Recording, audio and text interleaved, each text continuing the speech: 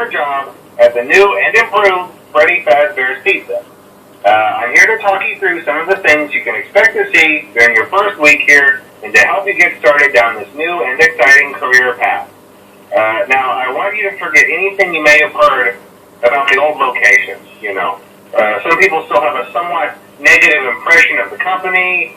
That old restaurant was kind of left to rot for quite a while, but I want to reassure you, Fazbear Entertainment is committed to family fun and above all, safety.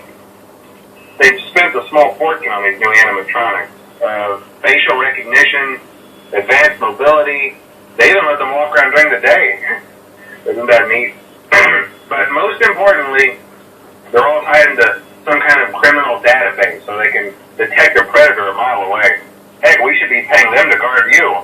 Now, that being said, no new system is without its kinks.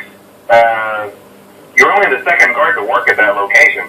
The first guy finished his week but complained about conditions. We switched him over to the day shift. So, hey, lucky you, right?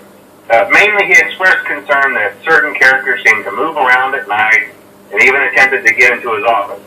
Now, from what we know, that should be impossible. That restaurant should be the safest place on Earth. So while our engineers don't really have an explanation for this, the working theory is that the robots were never given a proper night mode. So when it gets quiet, they think they're in the wrong room. So then they go try to find where the people are, and in this case, that's your office. So our temporary solution is this.